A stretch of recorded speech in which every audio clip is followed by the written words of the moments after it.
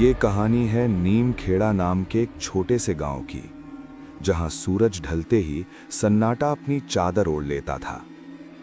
शहर की चकाचौंध से दूर ये गांव अपनी ही दुनिया में जीता था। लेकिन इस गांव का एक हिस्सा ऐसा था जहां परिंदे भी पर मारने से कतराते थे। वो था गांव का पुराना सब स्टेशन। कहते हैं वहां मशीनें नहीं, यादें जलती हैं। अरे भाई, ये कैसा गांव है? अभी 7 भी नहीं बजे और ऐसा लग रहा है जैसे आधी रात हो गई हो। ये था समीर, शहर से आया एक युवा इलेक्ट्रिकल इंजीनियर। सरकार ने उसे भेजा था गांव की बिजली व्यवस्था सुधारने। मोबाइल का नेटवर्क गायब, बिजली गुल और पूरे गांव में अजीब खामोशी। बाहर पीपल के पेड़ के नीचे कुछ बुजुर्ग बैठे थे। समीर उनके पास गया। रामू काका, ये रोज का क्या झमेला है? शाम होते ही पूरा गांव अंधेरे में क्यों डूब जाता है? रामू काका ने धीमे से कहा, बेटा, यहां बिजली हम नहीं काटते, यहां की बिजली खुद बुझ जाती है। हंसी अचानक थम गई। उस पुराने पावर हाउस का रास्ता मौत का दरवाजा है। लेकिन समीर हंसा। मैं यहां काम करने आया हूं, डरने नहीं। कल सुबह मैं खुद जाकर देखूंगा। गांव वालों के चेहरे पीले पड़ गए। रात गहराई, हवा तेज होने लगी। समीर अपने सरकारी क्वार्टर में लेटा था, पर उसे बार बार लगा जैसे कोई नंगे पैर बरामदे में चल रहा हो। धीरे, गीले पैरों की आवाज। वो उठा, दरवाजा खोला। कोई नहीं, सिर्फ दूर गांव के आखिरी छोर पर एक अकेली मशाल हिलती हुई। वो वापस लेट गया। तभी एक ठंडी फुसफुसाहट। साहब, क्या आप मेरी मदद करेंगे? समीर हड़बड़ाकर उठा।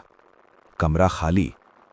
और तभी ठक ठक ठक, दरवाजे पर 3 दस्तकें। समीर ने दरवाजा खोला। सामने एक युवक खड़ा था, चेहरा पीला, आंखें अजीब सी खाली। मेरा नाम सोमेश है साहब, मेरी मां बहुत बीमार है, कोई मदद नहीं कर रहा। आप शहर से आए हैं, कृपया चलिए। समीर का दिल पसीज गया। वे दोनों अंधेरी पगडंडी पर चलने लगे। अजीब बात यह थी कि समीर के कदमों की आवाज आ रही थी, पर सोमेश की नहीं, जैसे वो जमीन को छू ही नहीं रहा। रास्ता उसी पुराने सब स्टेशन की तरफ जाता था। पेड़ों की शाखाएं ऐसे हिल रही थीं जैसे कोई उन्हें रोकना चाहता हो। झाड़ियों में हलचल हुई। अंधेरे में 2 चमकती आंखें और एक फुसफुसाहट। एक और शिकार। समीर रुक गया।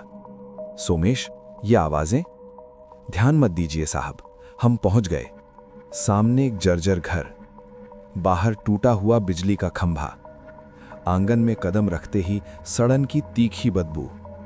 कमरे के अंदर मकड़ी के जाले, भारी हवा और एक पुरानी खाट, उस पर सफेद चादर। मां, देखो साहब आ गए। पर सोमेश गायब। चादर हिली। एक बूढ़ी औरत उठकर बैठ गई, चेहरा राख जैसा, आंखें गहरी। आ गए बेटा, क्या तुम मेरा अंधेरा दूर करोगे? समीर के हाथ कांपने लगे। दीवार पर सोमेश की परछाई उभरी। आवाज गूंजी, 2 साल पहले ये खंभा गिरा था, मैं करंट से तड़पता रहा, कोई बिजली काटने नहीं आया। मेरी मां मुझे बचाने आई और वो भी उसी नीली आग में जल गई। बाहर टूटा हुआ खंभा चमकने लगा। आज वो फिर प्यासा है साहब, उसे एक बलि चाहिए। समीर पीछे हट गया। मैंने क्या किया है? खामोश रहना भी जुर्म है।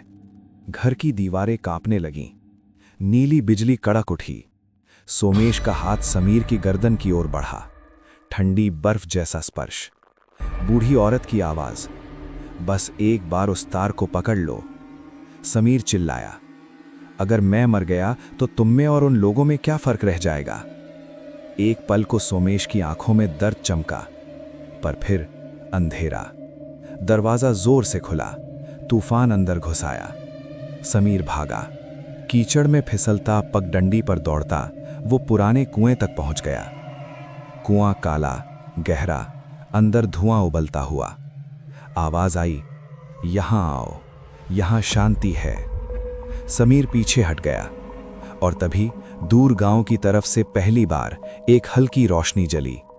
सुबह की पहली किरण। चीखें अचानक थम गई। सब कुछ शांत। समीर अकेला था। कुआं सूखा था, खंभा टूटा हुआ। लेकिन उस दिन के बाद नीम खेड़ा में शाम को बिजली कभी नहीं गई। और गांव वाले कहते हैं, कुछ अंधेरे रोशनी से नहीं, साहस से मिटते हैं।